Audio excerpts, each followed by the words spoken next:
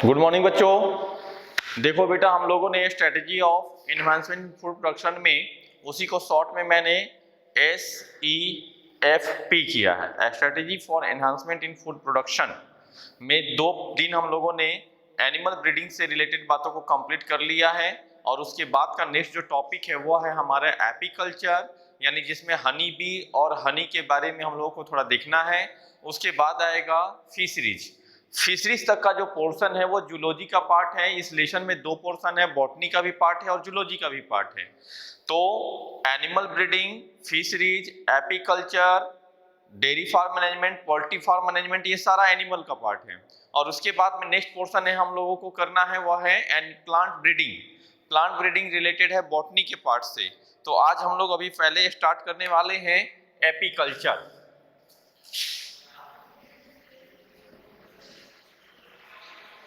ये क्या है? एपीकल्चर। एपीकल्चर देखिए, हनी बी का रेयरिंग यानी हनी बी को रखना और उससे हनी और हनी कम का प्रोडक्शन करवाना, यानी अपने जरूरत के लिए उसको यूज करना, दैट इज कॉल्ड एपीकल्चर। यानी लार्ज स्केल पे नेचुरली तो होता ही है, ये नेचुरल ही प्रोसेस है, लेकिन हम इसको लार्ज स्केल पे कराने के लिए जिसे हम लोग कहते हैं मधुमक्खी पालन, जैसे फिशरीज को कहते हैं मछली पालन, यानी छोटे छोटे पॉन्ड बना करके या बड़े पॉन्ड में हम लोग मछली को ला करके रखेंगे और उससे जो है लार्ज अमाउंट में मछली के बच्चे होंगे, जिससे मछली की क्वांटिटी बढ़ेगी और उसको लोग एज ए डाइट के रूप में यूज करते हैं। उसी तरह हनी के लिए यानी बी हाइव्स को तैयार करवाना और उससे फिर हनी को लेना, that is include in the apiculture. तो चलिए इसमें हम लोग थोड़ा सा पहले हनी बी के बारे में भी इंफॉर्मेशन लेंगे और बात करते हैं सबसे पहले रेयरिंग ऑफ हनी बी यानी एपीकल्चर क्या है। तो apiculture means rearing of honey bee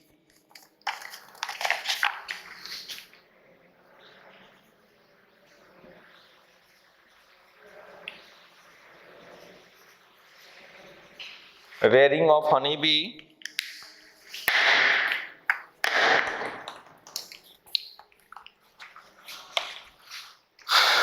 rearing of honey bee for obtaining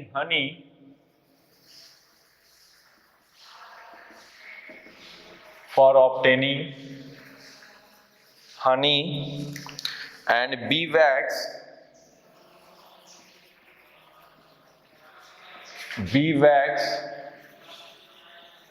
is called apiculture. It's called apiculture.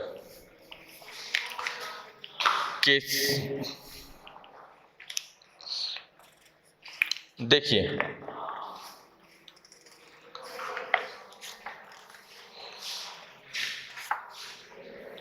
Honey bee के 3 कास्ट होते हैं।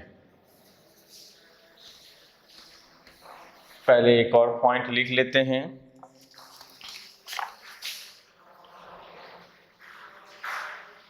हनी बी जो अपना घोंसला है, जैसे नेस्ट जो है वो पेड़ के ऊपर यानी कि ट्री के ऊपर या प्लांट के ऊपर डेवलप करती है, तो वही चीज है honey bee build their nest on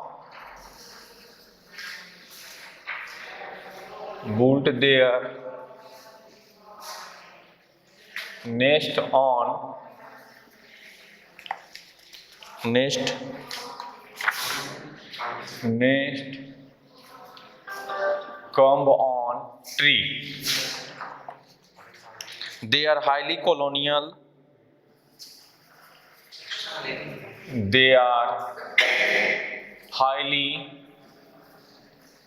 colonial. And polymorphic, social and polymorphic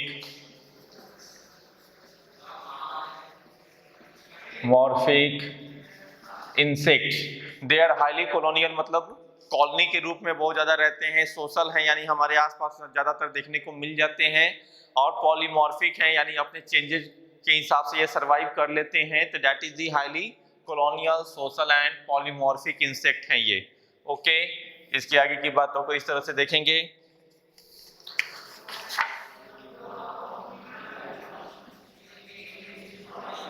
they are in 3 caste. इनके 3 कैटेगरी ग्रुप या कास्ट हैं, ये 3 ग्रुप में। सबसे पहला जो ग्रुप है इनका वह है क्वीन। ये क्वीन जो है ये सबसे, तो क्वीन जो होती है वो फर्टाइल होती है, ओके। और जनरली जो एक ग्रुप है उसमें एक सिंगल क्वीन होती है, तो लिखेंगे इसमें हम लोग fertile female, fertile female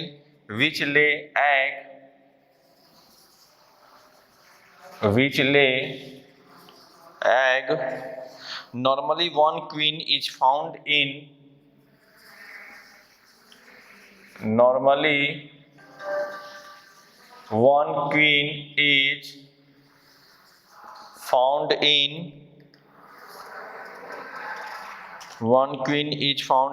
a nest. एक नेस्ट में एक ही क्वीन होती है। सेकंड जो कास्ट है इसका वह है drone. This is the drone. Drone जो है वो मेल होता है, तो ये है male which mate with queen. और मेल जो है वो पार्थेनोजेनेसिस के थ्रू डेवलप होते हैं, यानी फर्टिलाइजेशन के थ्रू नहीं। तो male are produce bye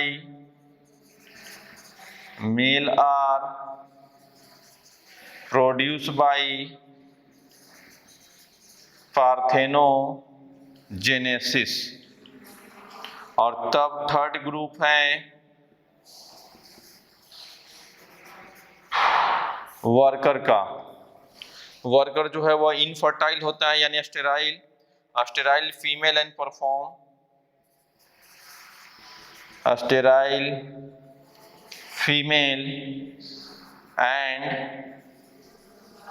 perform various duties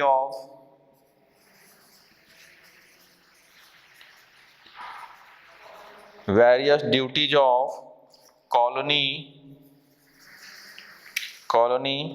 smallest member। और ये जो वर्कर हैं ये स्मॉलेस्ट मेंबर ऑफ नेस्ट, यानी अपने ग्रुप में सबसे स्मॉलेस्ट मेंबर हैं। और ये 3 टाइप्स के हैं। It is 3 types: scout, scavenger और नर्स।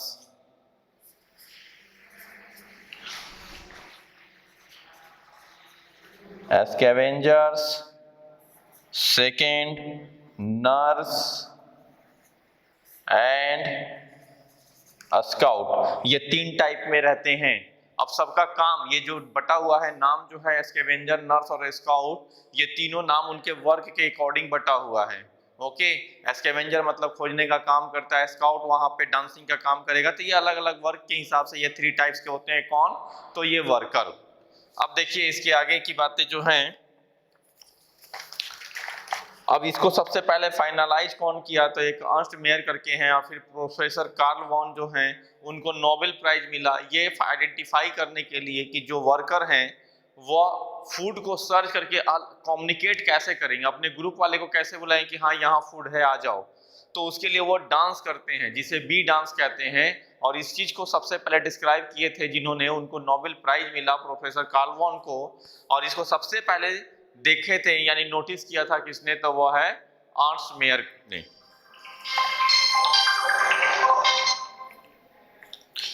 तो आइए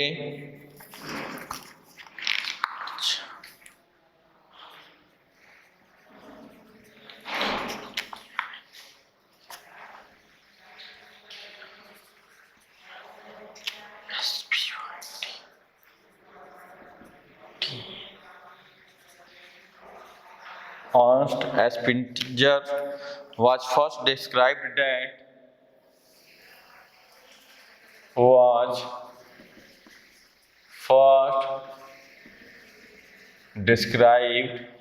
that bee communicate by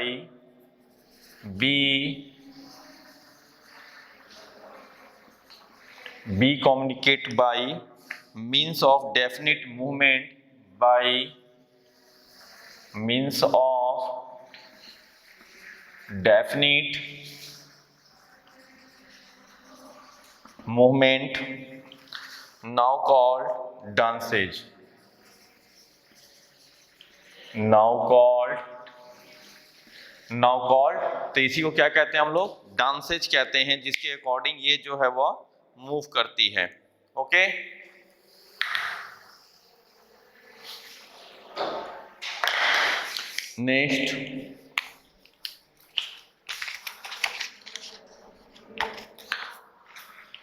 next point है इसमें, Karl von Frisch, Karl von VON, Karl von Frisch, FRISCH, Frisch decoded the language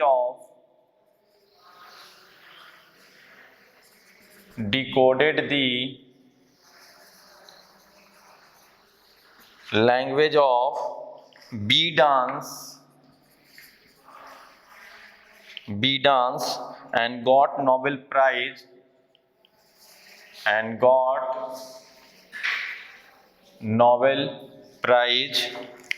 He described a scout bee perform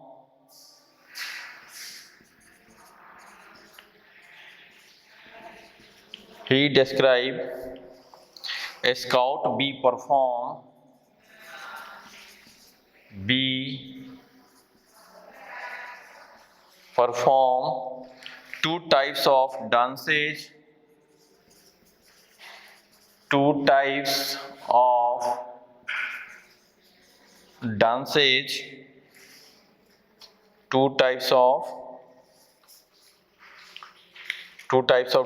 for communication, two types of dances for communication। तो दो तरह के dance ये करते हैं। Okay, दोनों डांस को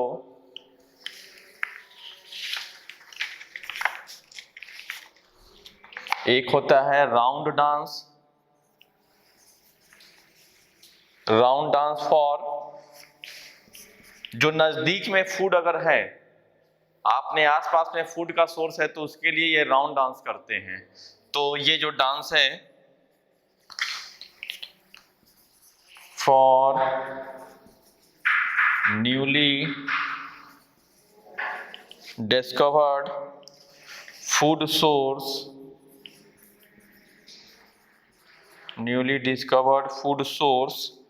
is close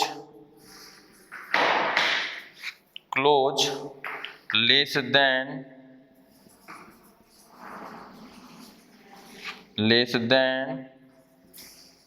75 metre. Second है टेल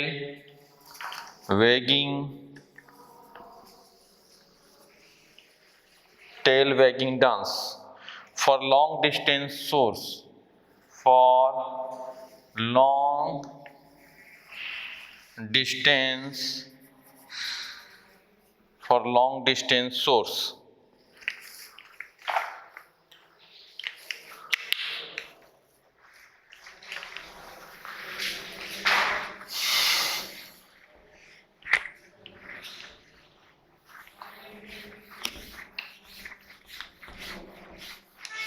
तो एक यहां तक की बात है। तो इन्हीं को ये जो डिस्क्राइब किए थे कार्ल वॉन फ्रिश जो है, इन्हीं को नोबेल प्राइज मिला था। इन्होंने पूरे इस डांस के बारे में बता दिया कि जो हनी बी है वो दो तरह का जो डांस करती है, वो कब कौन सा डांस, यानी जो दो डांस है, टेल वेगिंग डांस और राउंड डांस। तो राउंड डांस हमेशा किसके लिए भाई, तो अगर नया फूड का सोर्स डिस्कवर्ड हुआ है, पता चला है, और उसके साथ साथ वो जो फूड सोर्स है वो नजदीक में है।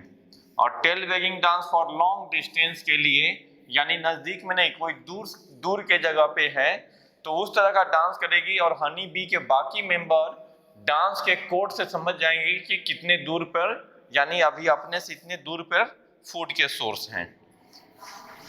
और ये जो मेल यानी जो ड्रोन और क्वीन जो है, वह इन्हीं के खोजे हुए फूड को फेड करते हैं। तो उसका नाम वर्कर इसीलिए पड़ा है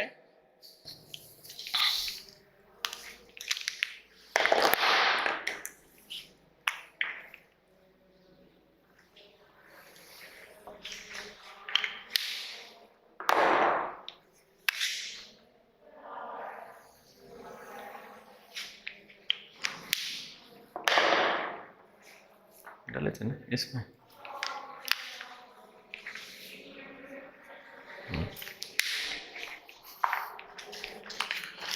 चलिए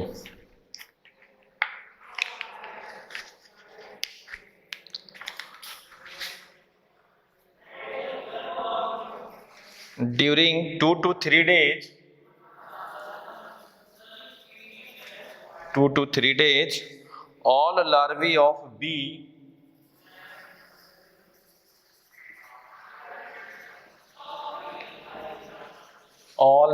of bee are fed on proteinous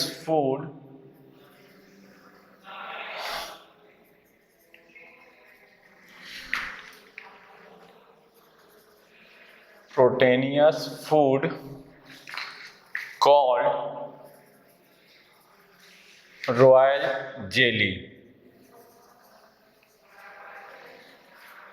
जो लार्वी आते हैं वो सबसे पहले क्या खाएंगे, तो रॉयल जेली को खाएंगे। तो fed on royal jelly, fed का मतलब यानी किसी पे वो सरवाइव कर रहे हैं, पहले किसको खाएंगे, तो रॉयल जेली को। ओके, तो fed on royal jelly.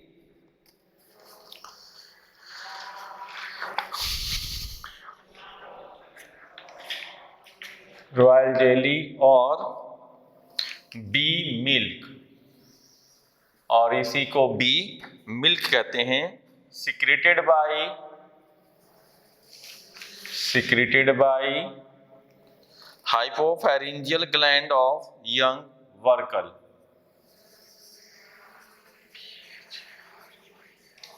हाइपोफैरिंजियल gland of worker, तो वर्कर के हाइपोफैरिंजियल ग्लैंड से ये करेंगे। अब एक टर्म आता है बी ब्रेड। बी ब्रेड का मतलब Honey plus honey and pollen grain.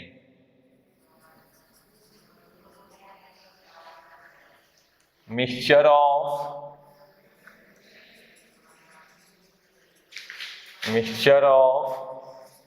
Honey plus pollen grain.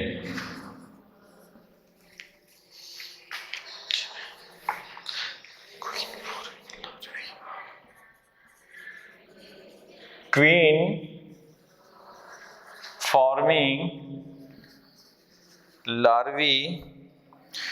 forming larvae are fed on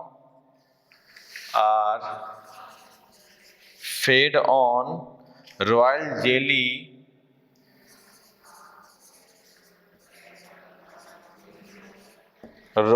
jelly for the full larval life। For the full larval life।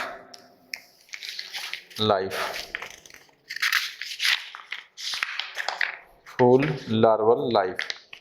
A species of honey bee।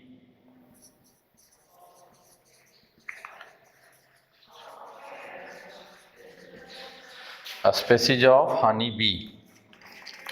Honey bee के कुछ species हैं, वह है Apis mellifera, ये Italian B हैं। Italian B, Apis indica,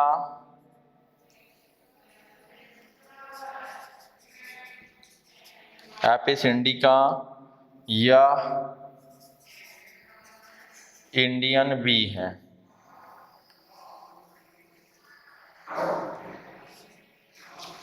फिर है Apis डोर्साटा,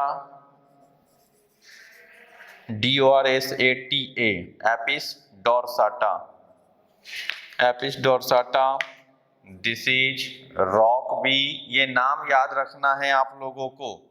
फिर है लास्ट में Apis फ्लोरिया, FLOREA, Apis फ्लोरिया disease little B, ये छोटी है। तो ये चारों का नाम आपको याद रखना पड़ेगा, इससे रिलेटेड क्वेश्चन आते हैं। तो एपिस मेलिफेरा, वहां पे ए डॉट दिया, मतलब Apis indica, Apis dorsata and Apis florea, ये 4 इंपॉर्टेंट स्पेसीज हैं। अब इन चारों में all of them occur in nature as most common species जो है वाइल्ड टाइप के लिए, most common species in wild state, most common species in wild state is, wild state is, wild state is Apis indica. कौन है बेटा? तो वो है एपिस इंडिका। ओके, और जो सबसे कॉमन है ये डोमेस्टिकेट के लिए वो है Apis mellifera. while in domestic state Apis mellifera, Apis mellifera, rearing of honey bee, rearing of honey bee. Honey bee are rare in wooden box. Honey bee are reared in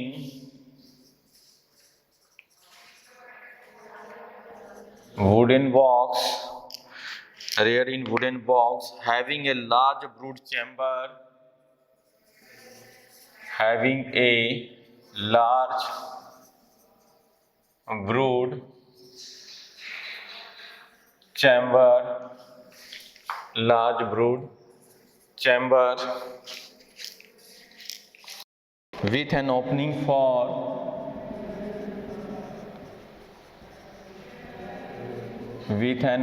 for entry and the exit, entry and the exit to the bee, to be bee at bottom.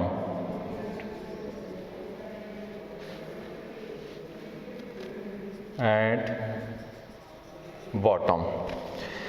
Nectar change into Honey, nectar जो है वो हनी में कैसे change होते हैं?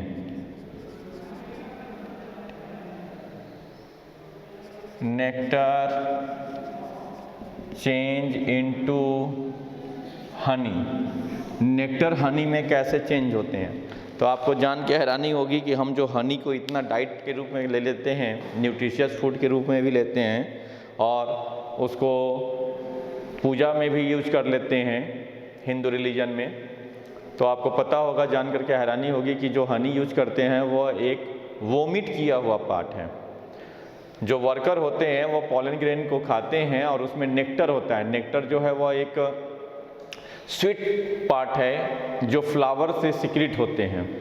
तो जिस plant में फ्लावर होते हैं वो फ्लावर क्या निकालता है? एक स्वीट सब्सटेंस जिसे नेक्टर, और उस नेक्टर को खाता है कौन? उस नेक्टर में शुगर होते हैं और उस नेक्टर को वर्कर खाते हैं और फिर उसको रीगर्गिटेशन के थ्रू जा कर के वो अपने नेस्ट में वोमिट करते हैं और उसी से हम लोग इतने चाव से उस हनी को खाते हैं। तो उसके जब वो खाता है तो उसके अंदर में खाया तो डाइजेशन में जाएगा, तो इन्वर्टेज एंजाइम होता है, उसको वह इस तरह से कन्वर्ट करता है शुगर को, किसमें? तो लेवुलोज में, फ्रुक्टोज में। ओके, तो चलिए, तो कैसे बनता है ये Honey?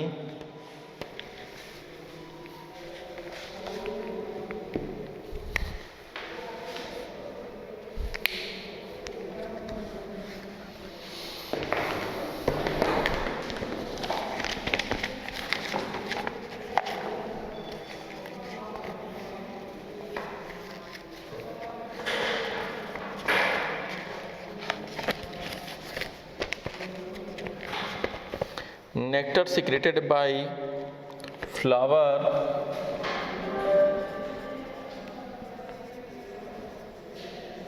nectar secreted by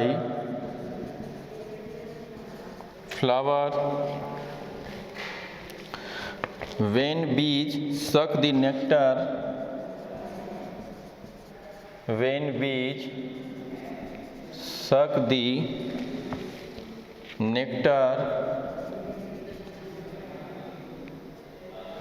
secreted by flower when bees suck the nectar passes to honey sac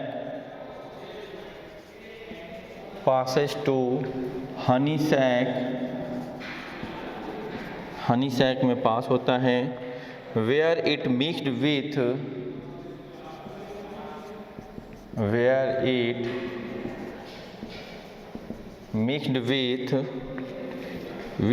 some acid secretion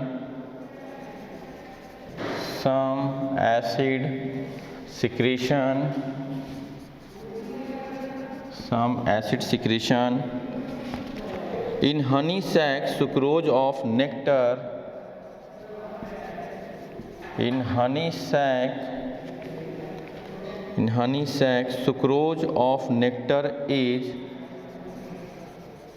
sucrose of nectar is converted into sucrose of nectar is converted into dextrose and levulose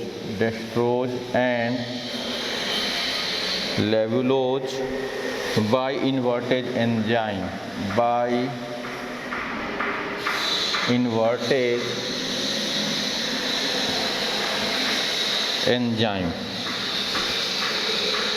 after regurgitation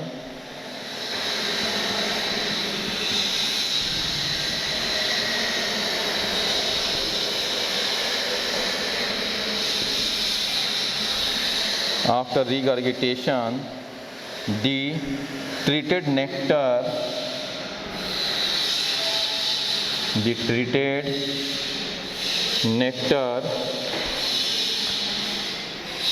finally change into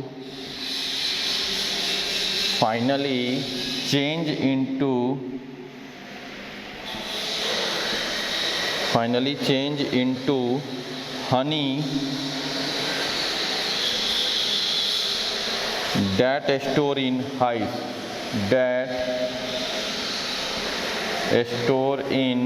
hives अब आइए bee enemies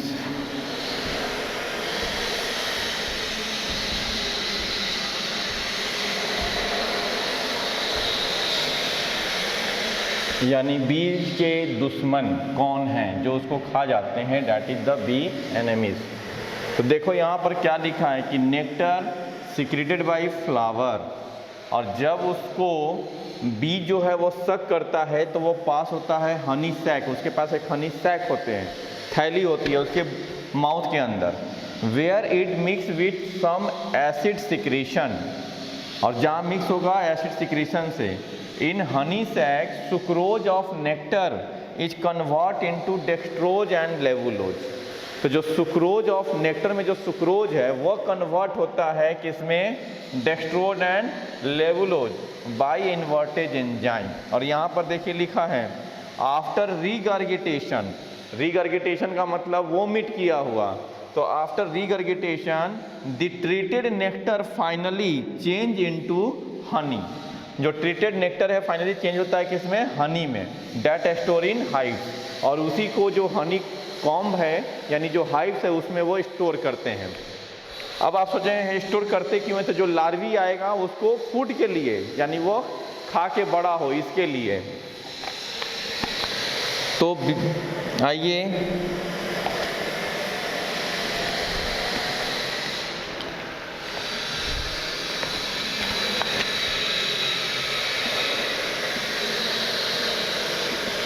B enemies wax moth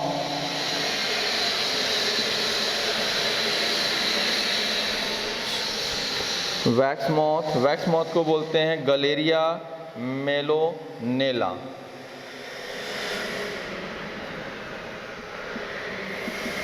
GALLERIA Galleria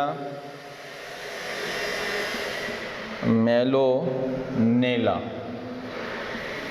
Galleria mellonella wasp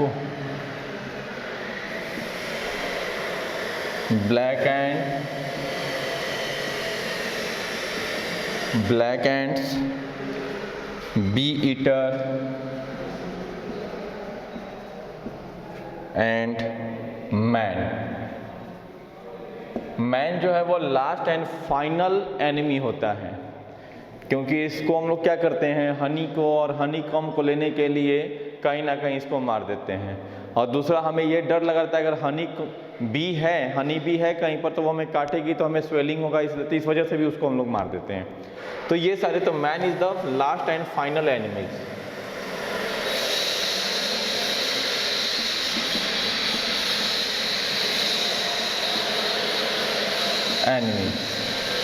man.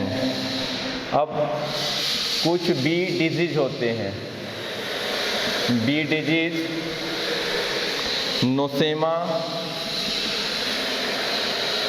Nosema में protozoan disease है ये। दूसरा है ऑकेराइन disease,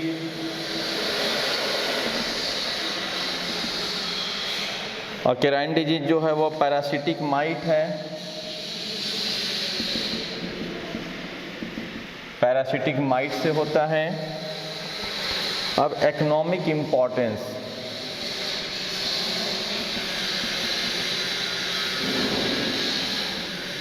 economic importance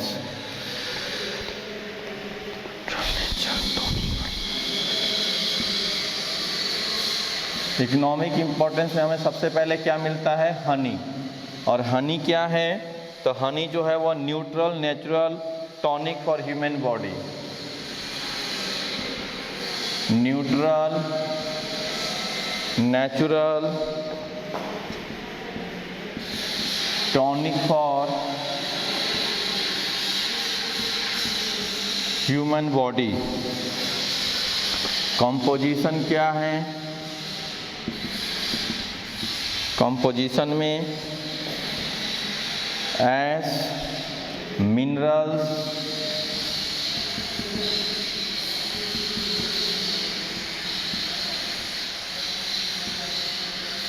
minerals में जैसे calcium, iron, phosphate और मैग्नीज। थर्ड में देखिए विटामिन्स में जैसे pantothenic acid, biotin,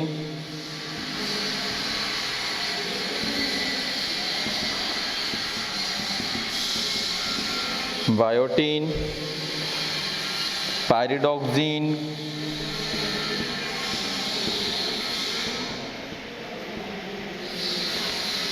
Colin,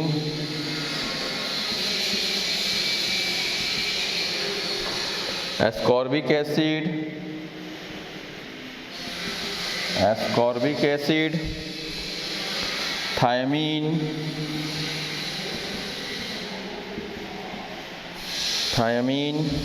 riboflavin,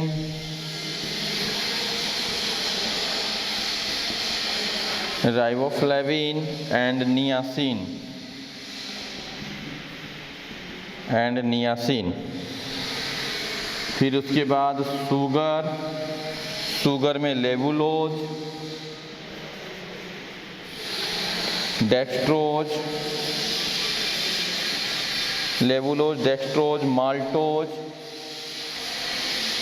maltose, sucrose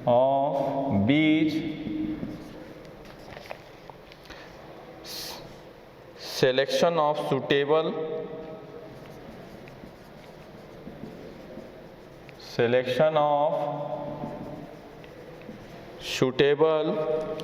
location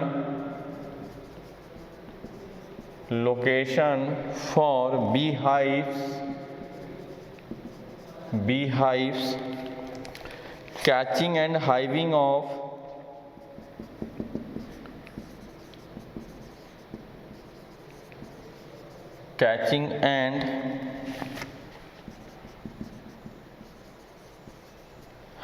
of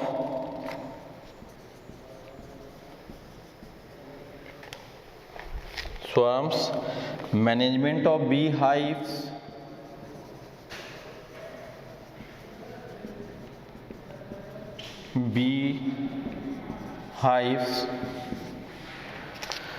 handling and collection,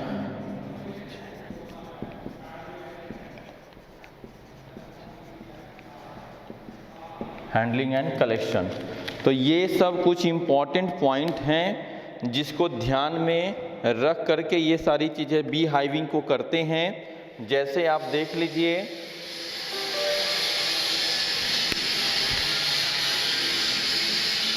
जिस तरह का बीज है यानी हनी बी जैसा होगा उसके अकॉर्डिंग ही उसकी हैबिट होगी, यानी उसके नेचर और उसके हैबिट के हिसाब से जब हमें जानकारी रहेगी तभी हम उसका बी कीपिंग कर सकते हैं।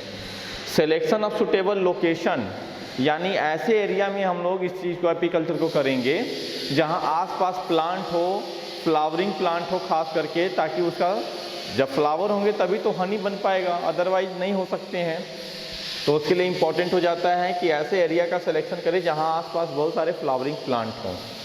दूसरा, catching and hiving of swamps, कब उसकी कैचिंग करनी है और कब उसके हाइव्स तैयार होंगे इसके बारे में ध्यान रखना पड़ेगा। मैनेजमेंट ऑफ बी हाइव, उसके लिए मैनेजमेंट होती है, और हैंडलिंग एंड कलेक्शन, और तब उसका हैंडलिंग और कलेक्शन हमें करना आना चाहिए। तो जब ये सारी इंपॉर्टेंट बातों पे ध्यान दे देते हैं तब जाकर के कंप्लीट एपीकल्चर हो पाता है। देखिए, एपीकल्चर में ये सारी बातों को ध्यान में रखना है आपको। एपीकल्चर में 3 जो कास्ट हैं वो इम्पॉर्टेंट है, क्वीन, ड्रोन, वर्कर। उनके 4 जो स्पेसीज हैं important, Apis, mellifera, Apis, indica और डोरसाटा। ठीक है, एक और है, तो उसके चारों स्पेसीज के नाम इम्पॉर्टेंट आपको ध्यान में रखने हैं बेटा। और साथ ही साथ हनी का नेचर और ये सारी बातें, that is the apiculture. Apiculture के बाद में नेक्स्ट क्लास में हम लोगों को देखना है फिशरीज। क्या है? तो फिशरीज को देखेंगे, तब आफ्टर हम लोग स्टार्ट करेंगे plant breeding. Okay, thank you.